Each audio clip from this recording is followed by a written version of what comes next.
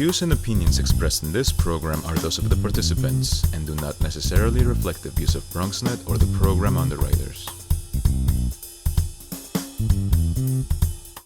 Hey everybody, I'm the Dr. Bob Lee and welcome to Open BxRx, our special coverage of COVID-19, also known as the coronavirus, and how it's impacting the community and beyond. Coming up on today's show, we'll learn about mental health amid this pandemic and programs available to help. Plus, we'll check out what a group of students are doing to use their tools to distribute personal protection equipment around the area. After that, we'll take a look at a youth empowerment organization and learn about their online services that they're providing.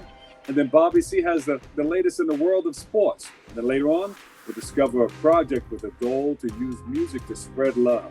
Spread love. Boom, boom, boom, boom, boom. Stay tuned, all some more. Now headed your way on Open.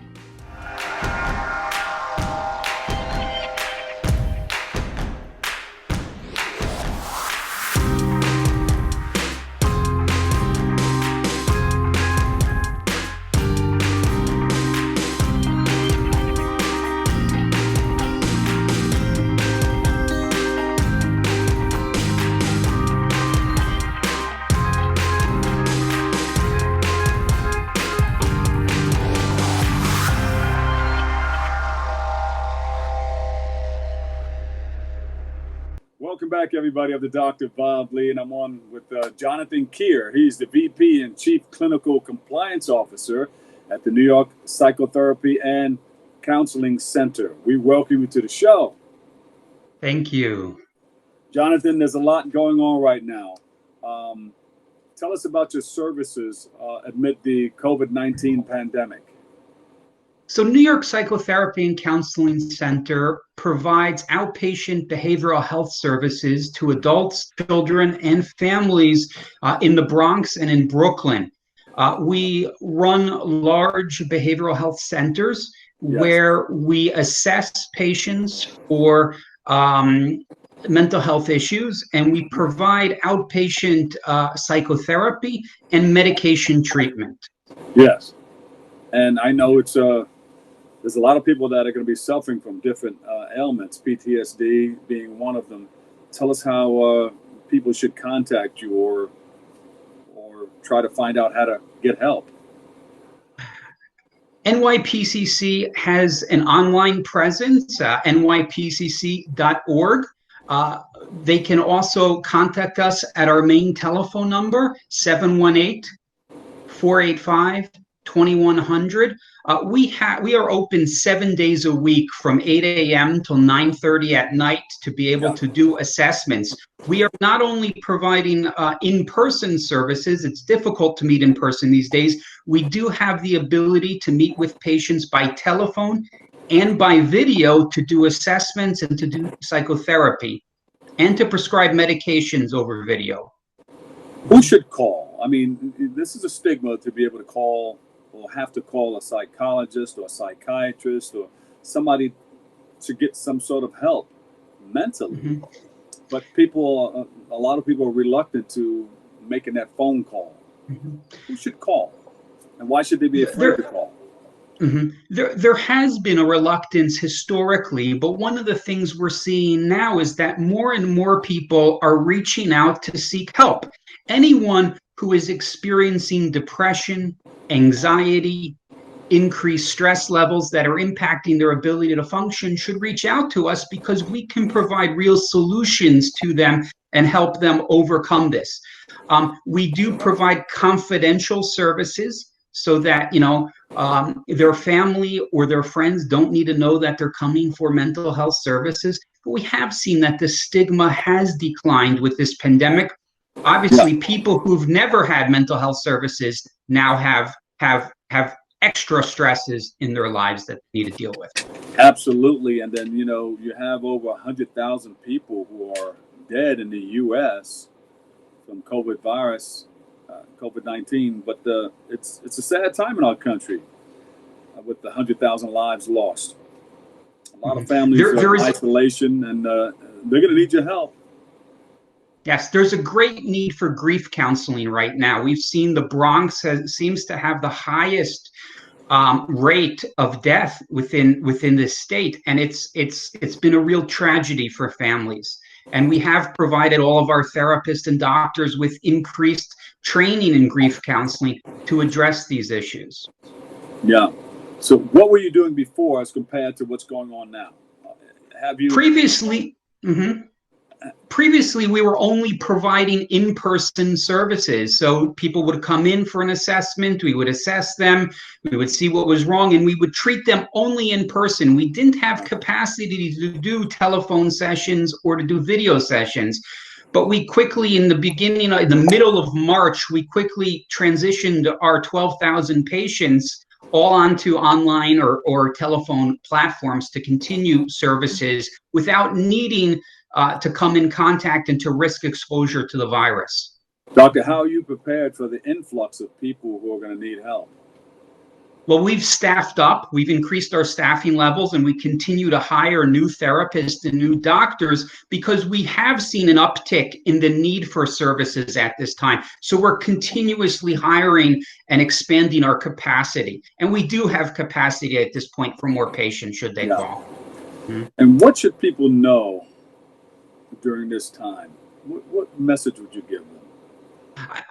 There will be an end to this. Right? This is going to be a time-limited pandemic. Life will go back, but we know that life now is difficult. There's no doubt about that.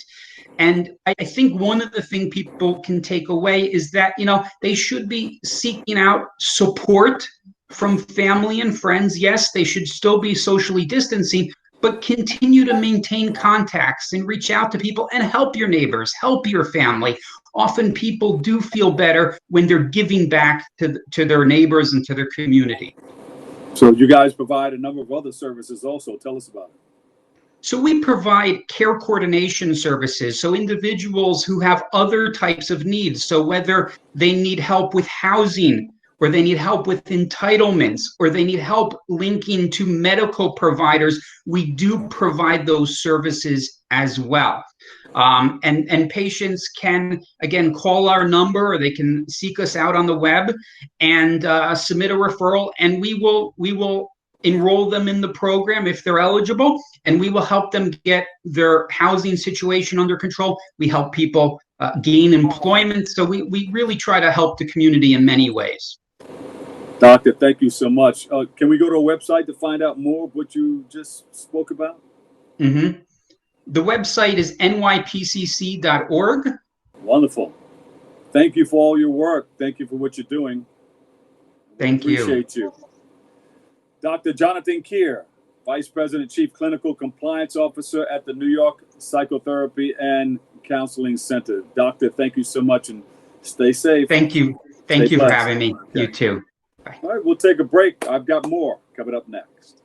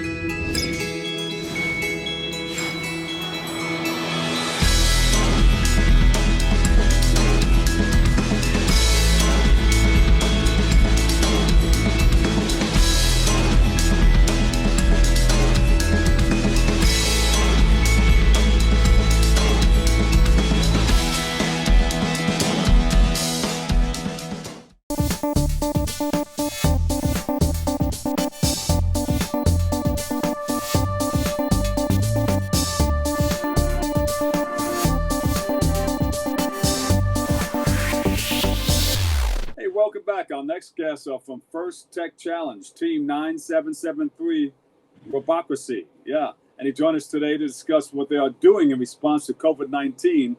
Now, we have the coach, Alex Eichenberger, and he has his student with him, Alonso Manzueta. Welcome to the show, guys. And I know you have a whole team working with you, and you have Team 9773.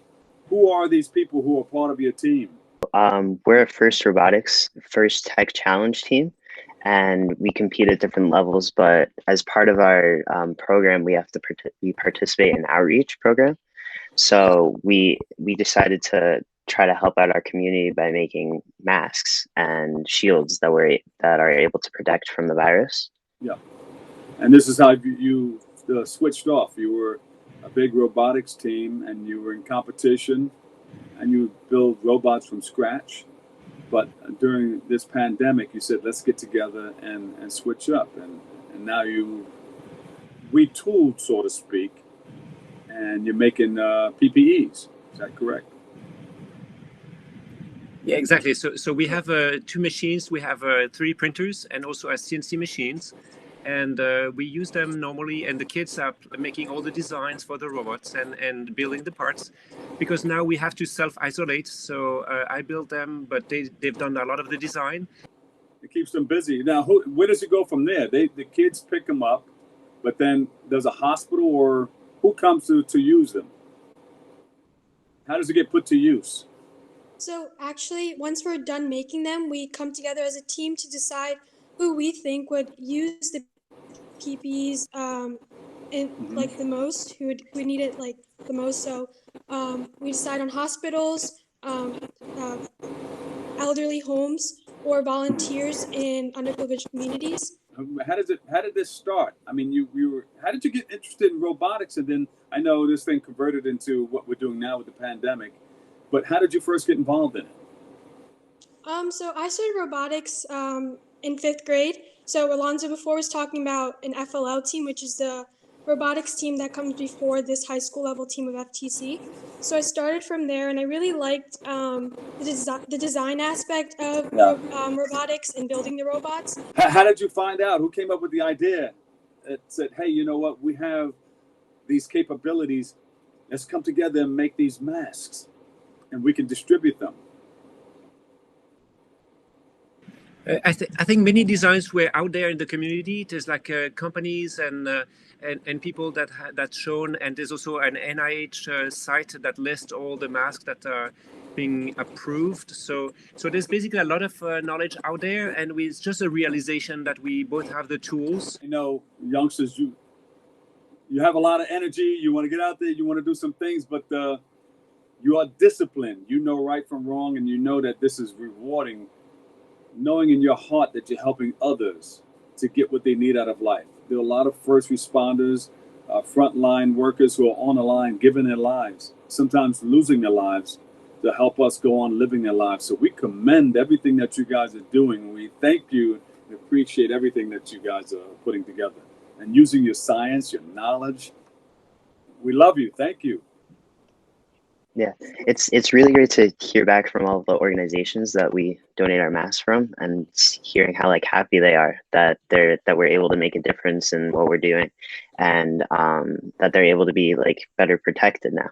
Because before, many organizations weren't able to, especially like the volunteers, the food delivery organizations, they weren't able to have the different PPEs that they needed to protect themselves. So now we're able to really help, and it's really happy to hear. Tell us, where could we go to get more information, and what's going to happen behind COVID-19? Are you going to continue making masks, or are you going to go right back into robotics after the pandemic? We definitely will continue robotics to the extent it's safe to do so. We have a plan to do 1,000 masks. We already produce about 300. And we continuing doing, we have a plan for every week, and the families are helping out. And we try to distribute them to people that we know. But obviously, if you know of organizations that are in need, so you can send email to ftcrobocacy@gmail.com, and we'll try to do our best. Thank you, guys. And I know you got the big awards coming in, so you can tell us about that another time. Or briefly tell us, you got an award? So I guess I was the recipient of the Dean's List Award for All right, first. congratulations. Yes, thank you. The first website talks all about it. They talk about the previous Dean's List Awards as well. But it's basically they do an interview at one of the competitions, and then they decide based on all the different things that you have done for the community, or your different achievements, whether in school or in the first community as in general. They decide how, they decide if you're able to receive the award or not. Well, congratulations. Thank you. All right. And among the things that Alonso has been doing is and also as a team, but basically we've started a program in Mount Vernon schools where we go to an elementary school and try to help them with the STEM program. And they have now the first FLL team. So we're very happy that we get so much support from the Mount Vernon school district and Tropican school in particular. And so Alonso as well as Deeya were very involved in teaching kids there. Alex Eichenberger, team members Deeya Patel and Alonso Manzueta. Thank you guys so much. And they are team 9773, the First Tech Challenge. Thank you, Bo. Robocracy. Yes. Thank you. All right. Thank you. Well, Pleasure to Thank you. you're welcome. And we'll see you guys again, all right? Keep up the good Absolutely. work. We'll take a break. We've got more headed your way next on BronxNet.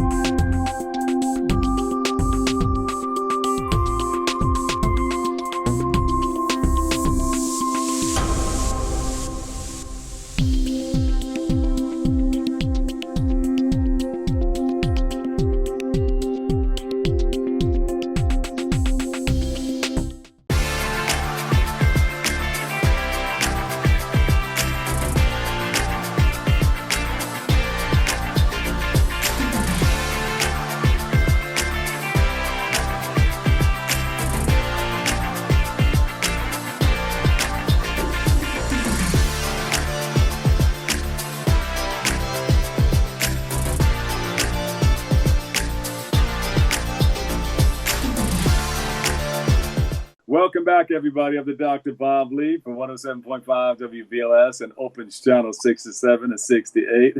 And we have some wonderful people on the line from the Community Connections for Youth, Shaniqua West, Arthur Markland, and Lisette Nieves. Welcome to the show, guys. Thanks for having us. And give yourselves a big round of applause. There you go. Tell us all about your program and what you're doing right about now. So we are Community Connections for Youth. We're a Bronx-based organization, and our focus is alternative to incarceration. And we do that by providing direct service to youth and families that have been impacted by the juvenile justice system, as well as providing training and technical support to system and community stakeholders to increase their capacity to work with juvenile justice involved youth. And well, you got. Go ahead. So this pandemic, is unprecedented and has forced us to move to a virtual platform. by nature of our name is Community Connections for Youth, right? So I understand you 100%. I'm sitting in my studio right now, and I'm a community guy. I make all the appearances with all the municipalities and all the nonprofit organizations, but I'm doing the same thing that you guys are doing. But how are you handling this? So, we're used to connecting with our people in person, but, we've had to shift and modify. So we've been connecting with our people over the phone, on Zoom, moving programs that we've done in person onto a virtual platform, which takes a lot of planning. Yeah. Some of the things that we've been doing during this pandemic is we're collaborating with a restaurant called La Morada. They have donated 100 meals to our family. So on Saturdays, we get in our cars and we drive around and we get to get that face-to-face connection and deliver the meals thanks to their donation. Yeah.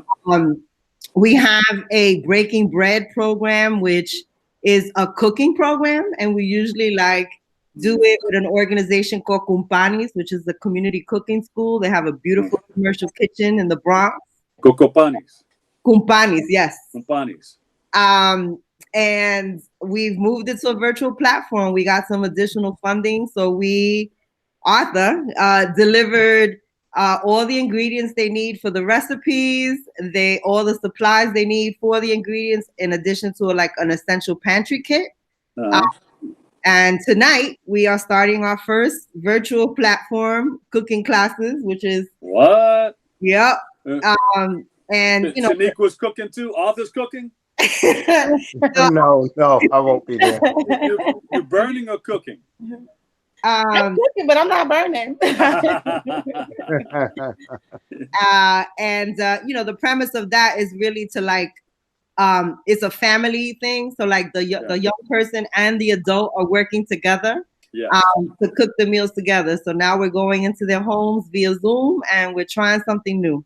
There you go. That's wonderful. Arthur, how does that feel going in and delivering that food like that? It's been awesome to be able to have a hands-on in helping people that need. This pandemic has some people in dire straits. Yeah. And so therefore, it may not be much, but the little bit that we can do, I'm so happy to help. I was very taken aback by a woman that I delivered the Breaking Bread supplies to. She was so appreciative. If it were not for COVID-19, she would have hugged me. Yeah. So she gave you a virtual hug. Yes, she did.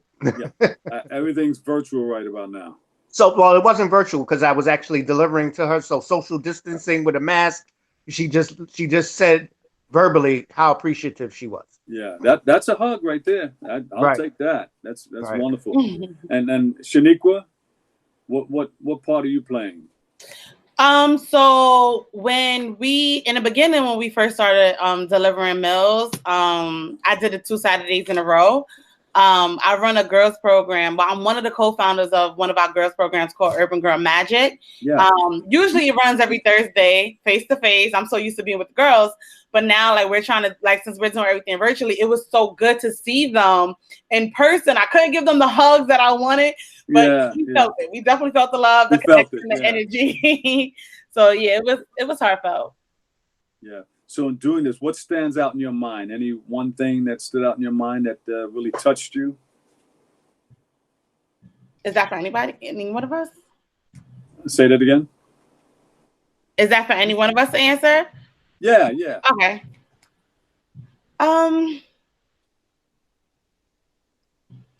One thing that stood out in my mind was I can't wait for this to be done and over with, so we can get back to engaging in person and going on trips and doing things together. So I just can't wait for this to be over with, and just thinking about how can we support them more, especially with everything being virtually, especially school. How do we support our young people with school through Zoom or FaceTime? So that's definitely been on my mind and standing out.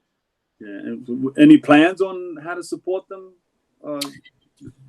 So with Zoom, we're able to like share screens, so our young people like can share their screens, and like we can support them and help them with like what they need help with, so we can visually see like their work, and also advocating for like, you know, use your resources, like reach out to your teacher as well. Yeah. If you get, you know, in contact with them, we're here to help, and we have like some college students that also don't mind tutoring.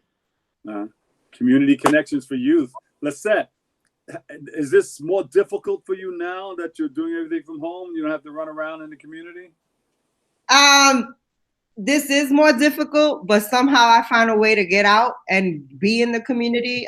You know, like I found myself in this pandemic, like when I was reaching out to families and they expressed a specific need that they had, like I jumped on the opportunity to get out of my house. And like, you know, for one young man, you know, he's just used to coming to our office every single day, you know, and yeah. And for him, every single day he would call me. He'd be like, "Is the office open yet? Is the office open today?" And I'm like, "Sweetie, the office is not open," you know. But he was longing for that connection. So I got on my bike, you know, and I brought him some snacks that he's used to having in our office. And, you know, we had a socially distant visit, and I've done that several times. Yeah, wow. I get out, you know, and if there's a need, I'm gonna go meet it if I can, you know. I know, you just got to be careful, extra careful out there now. Yeah, I mean, I go out with my mask and my gloves, and you know, I make sure that like I'm socially distant. But you know, this pandemic is not gonna stop the now work. They say you got to be more than 6 feet now. They said 6 feet's not enough. So wow. You have to go down the block somewhere. Arthur, how are you dealing with it? As a parent coach, because that's my title, I'm just there for the families as much as I can.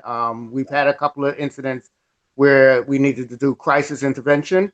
Yeah. And I was able to go and pick up the youth and speak with them and de-escalate the situation. With the collaboration that we have with the Department of Probation, we're able to just constantly contact the families, just making phone calls, making sure everybody's okay, making sure they have what they need, supplies, food, and ATS the same thing. We have families that have young people that are still in detention in Horizon, and we are able to call and contact these families and make sure that they're okay. It seems like you guys are standing in the gap, you know, helping people, because people can fall, like Lisette said, you know, the young man is used to coming to the office all the time, so he couldn't come. So she went out to him. So, but if she didn't do that, maybe he would have had time to get involved in something that maybe wouldn't be favorable for him and end up in jail again or something like that. So you guys are standing in the gap, helping people to stay out of trouble, helping families. Do you find that there's more domestic violence now with people staying indoors?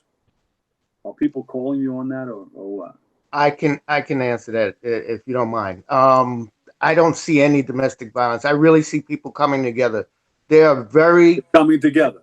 Yes, I see people really pulling because people are fearful as what this thing is. We really don't understand all the particulars of this virus and how it's transmitted. We're hearing things on the television and radio, but you know, people are scared and they're depending on each other. We come together as a community.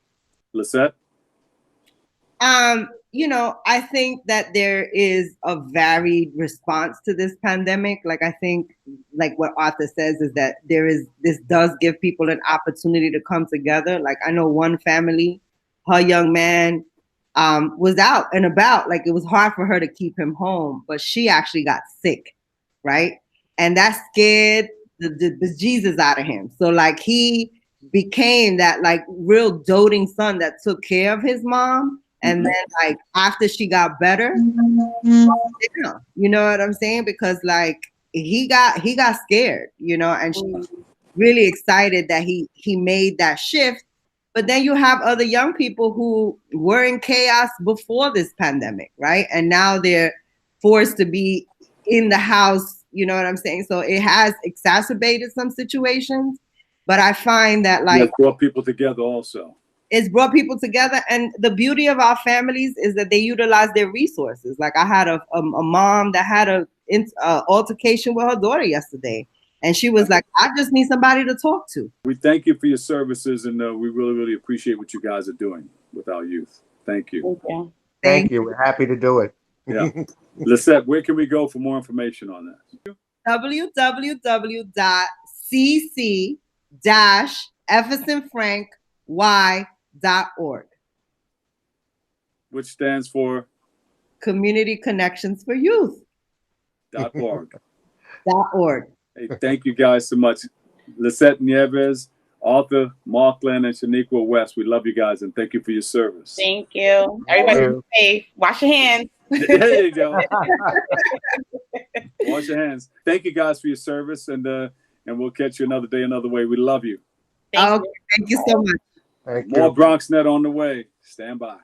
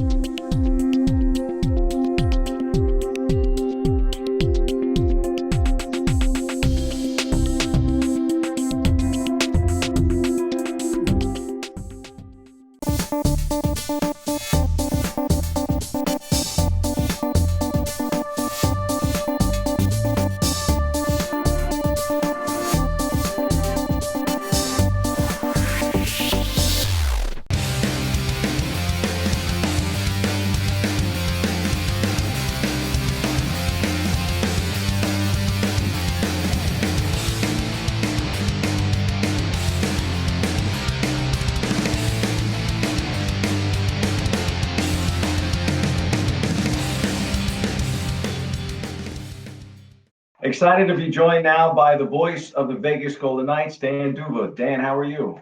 I'm well, Bobby. Good to be with you. I realize sports have been secondary, but at the same time, I think there is a big sense among a lot of people that sports are going to be part of the healing process during this pandemic. And to boot, as someone that is the voice of Las Vegas, your team was also in first place in the Pacific when this all went down. So I'm sure the fans out there in Vegas are very excited to see the return of their team because they got a shot to win the Stanley Cup. They do, as they have had in each of their first three seasons. And it's hard to think about this franchise without thinking about how the franchise was born. And that, of course, was October of 2017. And as the team played its final preseason game on October 1st, later that night was the terrible shooting at the concert. And then just days later, the Golden Knights played their first ever games. Two were on the road, Dallas and Arizona. But then it was 10 days after the shooting that they had the first home game. And it was a way for the community to heal. The Golden Knights were a rallying point for this town that has not had a major league sports franchise to rally around. And you know, in New York, and I grew up in New Jersey, I was a Mets fan, and to see how the Mets and Mike Piazza's home run was this tremendous catalyst. And after Piazza hit that home run shortly after September 11th, it was okay to cheer. And I think that when the Golden Knights played that first home game, and I said on the radio, there are tears of joy, there are tears of sadness, then there are tears of the kind we've just experienced, because people were cheering and crying their eyes out at the same time.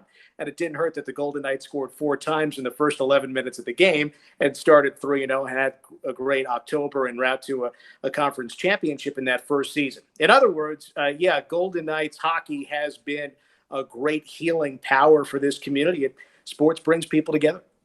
I think it's amazing that it's actually been 2 years now for you. I mean, 2 years ago at this time, you were gearing up for the Stanley Cup Finals, and as you mentioned, their expansion season, only the second team in NHL history at that time to do that.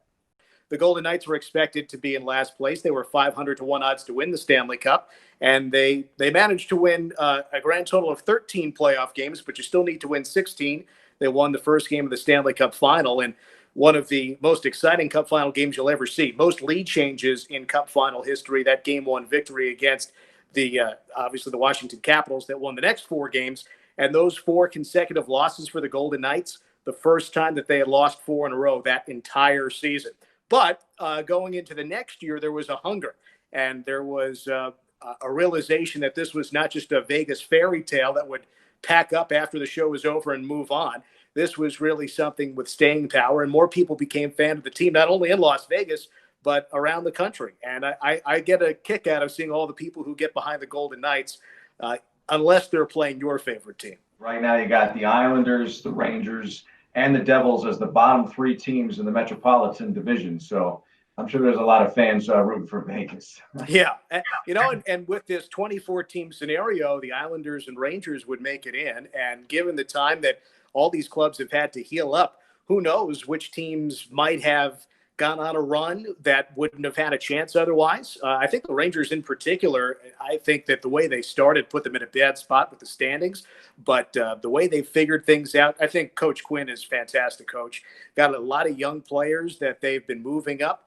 And I think that if there's a team that would have been outside the playoff picture that gets in as a result of this playoff format, I think the Rangers, obviously they're goaltending too, I think the Rangers have a real shot. We know the Islanders have taken some big strides under Lou Lamoriello the last couple of years, but I would be scared. I'd be scared to play the Rangers in this early stage of whatever format they choose. Dan, I agree with you. At the time, the Rangers 2 months ago were playing great, but obviously the question will be how the players respond and react to this amount of off time. I think it's more difficult to be a hockey player than it might be to be a player in some of these other sports, but just because you need the ice. Right, exactly. Most guys don't have ice rinks in their backyard like many guys would have, a backyard. so you can't just get out there on your skates. And players have said to me repeatedly that you can't replicate skating on ice in a gym. There's just no exercise that properly does that job. There might be a short list of guys who have traveled to their hometowns and in the far reaches of Canada, and there's not a pandemic that they've really felt. It might be more easily accessible. But for the vast majority of players, they're going to need a couple of weeks, and they're talking 2 to 3 weeks of training time before they can resume game play. And most players have never had this amount of time off. Are you concerned about going back to the stadium because of the pandemic and the fact that there's no vaccine or cure? And then the second thing is, how have you kept sharp during this period of time? I think that the National Hockey League has done everything right in terms of including medical experts on all of their calls. And just to the extent that the people who are involved in those decisions have been overly cautious. They've been conservative. And I think now as plans are starting to emerge, those experts are more optimistic about how this is going to look, the procedures that will be taken, and also looking at the grander picture of society and kind of where we're going and learning more about the virus. And I'm certainly no medical expert. I only trust what I hear from the National Hockey League and from my experience that they do their due diligence and trust the advice of the medical experts. So I think I'll be fine in terms of my health. In terms of sharpness for calling a game, I have done just scant few play-by-play attempts. Someone asked me to do play-by-play of hand washing, which I did. That was fun. But I think it's been an exercise in going back to listen to old broadcasts. The Golden Knights flagship radio station here in Las Vegas has re-aired a lot of the games from the first season on an every other night basis. So I can turn on the radio and listen to a game from a couple of years ago that I might have forgotten, and I can listen to it with a fresh ear because I don't know what happened or I don't recall all the details, and I can kind of critique myself to make sure that I'm doing what I need to do as a broadcaster. But listening to other broadcasters, doing a lot of reading, and wanting to put myself in a position so that when the news does break that here's the date for the first Golden Knights game, I'll be ready as a broadcaster, but I'll also be prepared to tell everybody what they need to hear. And speaking of great friends and key pieces of your career, I would say Doc Emmerich and the New Jersey Devils have been a big part of where you've come from. The greatest lesson from Doc that anyone can take starts with what kind of a person he is. He's a better person than he is a broadcaster. And when you tune into a Mike Emmerich broadcast, you can hear the smile in his voice. You know that there's not a place in the world he would rather be than at that game and telling you all about it. He's got a joy for this. It's genuine. It's not an act. He absolutely loves this sport. He loves the athletes, and he loves the storytelling element of it. And he's never had a bad day on the air that I've ever come across. And he's just been a terrific person to look up to. He sets a terrific example, not only for, people who want to be broadcasters, but people, period. I doubt you have a good impression of Doc, but I know that you have a good one of Marv.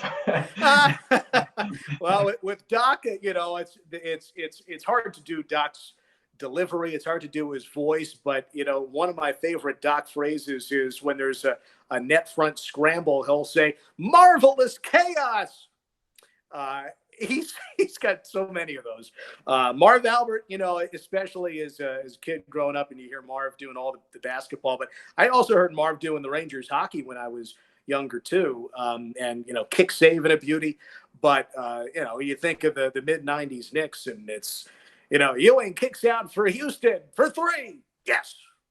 There's many times that it's easy to just throw yes into a broadcast, and you can't help but think of marvelous Marv Albert. And, maybe Mike Fratello, the czar of the telestrator. The great story that Bob Costas always tells about, Marv's sense of humor is Fratello, Albert, NBA broadcast from, I believe it was the 92 first round, Game 5, Pistons-Knicks, and the exterior shot of Madison Square Garden. And there's a dog with an ascot and a monocle and a cigarette hanging out of its mouth, and you can only see the owner from about the knee down. And then it cuts back to an interior shot of Madison Square Garden, and you hear Marv Albert say, "Mike, always troubling when a dog smokes." And Costas tells the story better than I do, but that I think goes to show the irreverence. We can have fun while we're calling these games. They're important. People care about them, but we can also have a heck of a lot of fun. Great stuff, my friend. I'm hoping to see you back in a press box at one of these NHL arenas very, very soon. Yeah, sure. If it's a Golden Knights, Rangers, or Islanders Stanley Cup final, and if they can figure out how to play it at MSG, I'll be there.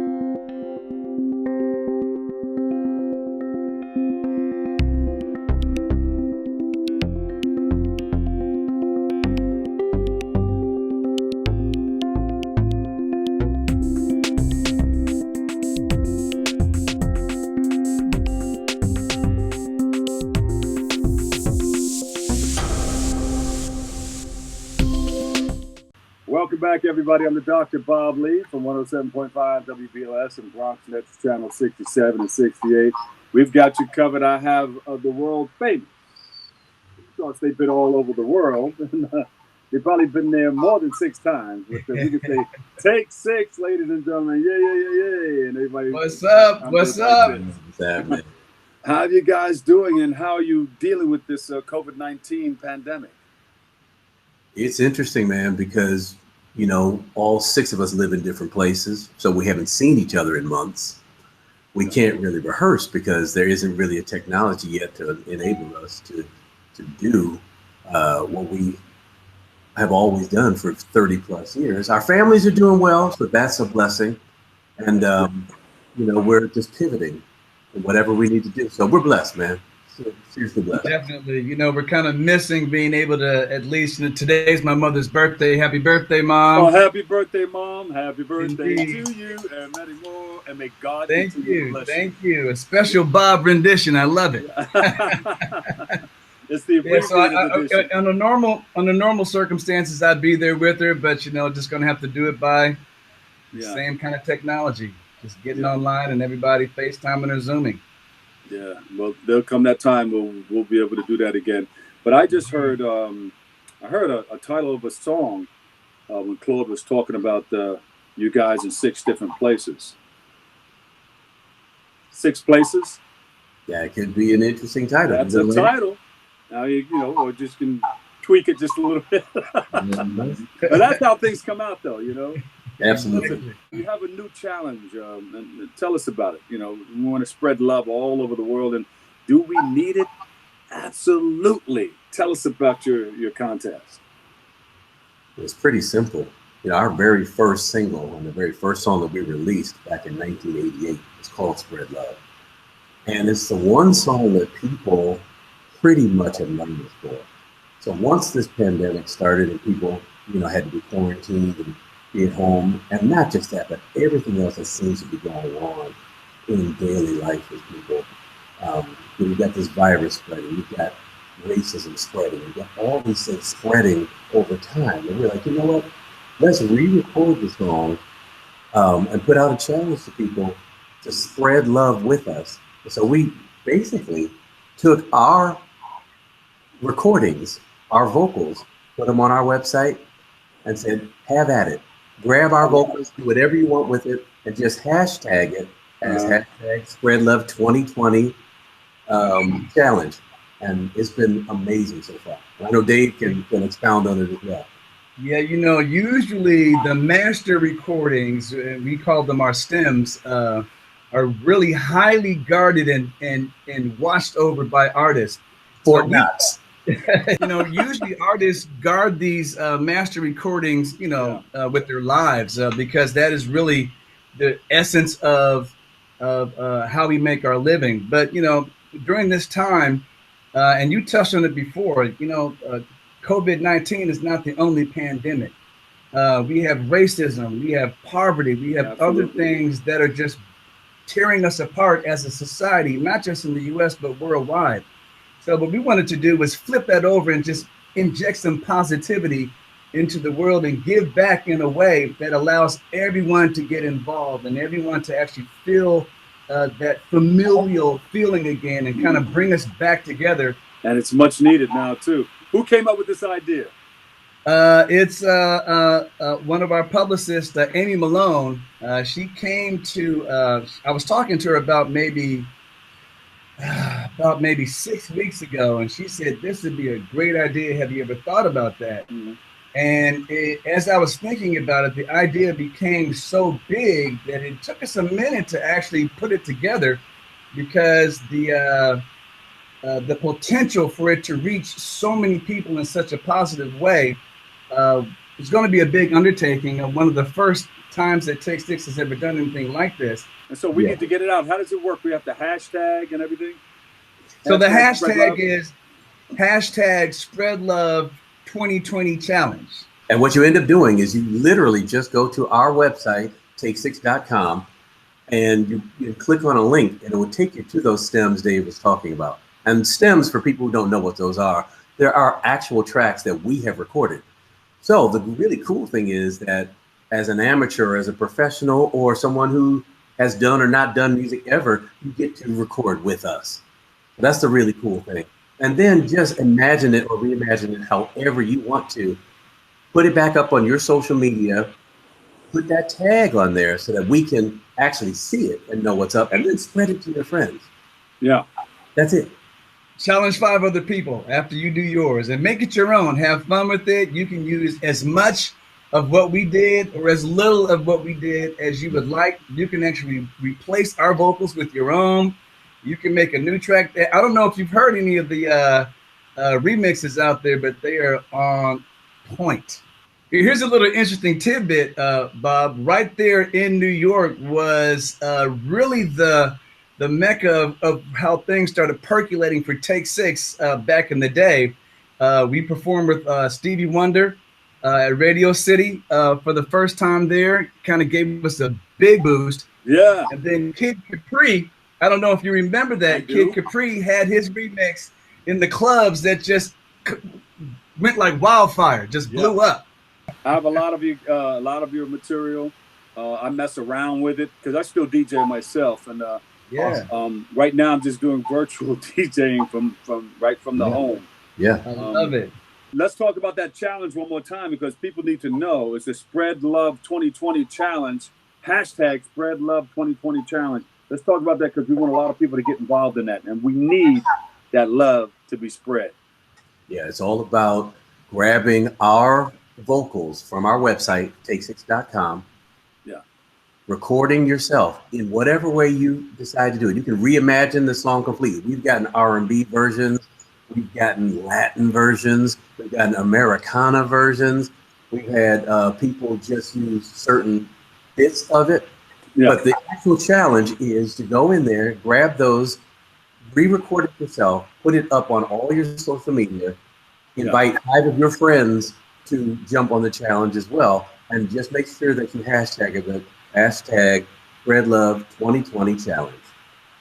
Ultimately, we're also going to put out a group collaborative effort with as many of our celebrity friends joining into the challenge, getting on Spread Love Reimagined.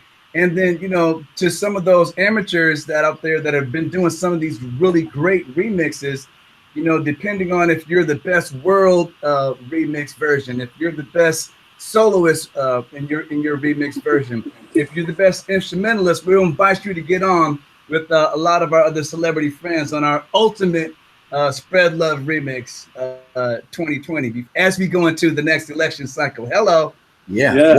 One thing I didn't say, and neither one of us has said, and I feel so dumb now, is that what we've been doing is every Tuesday we've been featuring one of the best ones each week, and having that person on with us on a live Zoom and Facebook Live situation. It's been so awesome. We've done 2 so far, and we're going to keep doing that each Tuesday. So tune in Take 6 Official on Facebook, because that's where it goes down.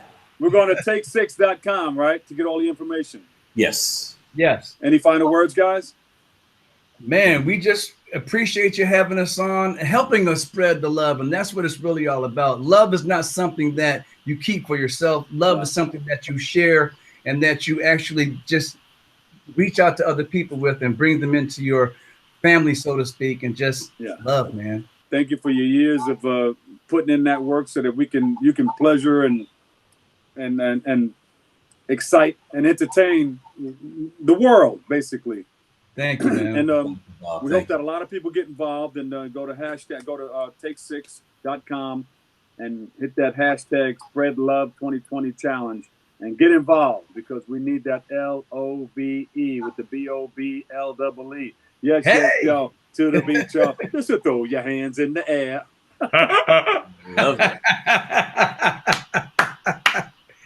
I love you guys, man.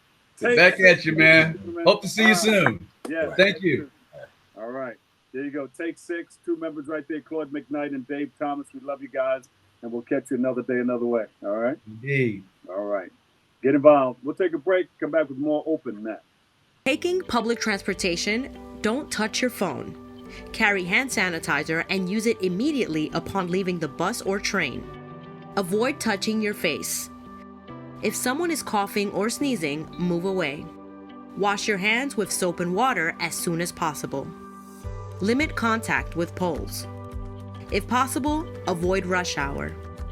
Don't eat or drink on public transportation. Keep your bag off the floor or other surfaces. Avoid directly touching turnstiles. Stay up to date with the latest from your local health department and CDC.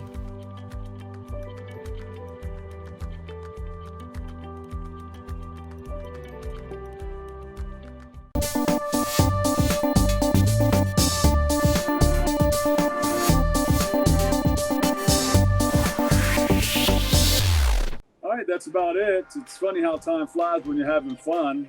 Good program. Thank you, Helen. Unfortunately, that's all the time we have for today's show. I want to thank our guests for joining and our viewers for tuning in and checking it all out. Keep following us on BronxNet for continued coverage. Over 100,000 people in our country have died. We continue to pray, mourn for the families and friends of everyone who has been hurt by coronavirus 19. Stay safe, stay home, stay blessed. And always remember this, what you are is God's gift to you. What you make of yourself is your gift to God. So choose your choice and let your choice control the choosing. I'm the Dr. Bob Lee. I'll catch you over 107.5 WBLS. Love you all. Peace.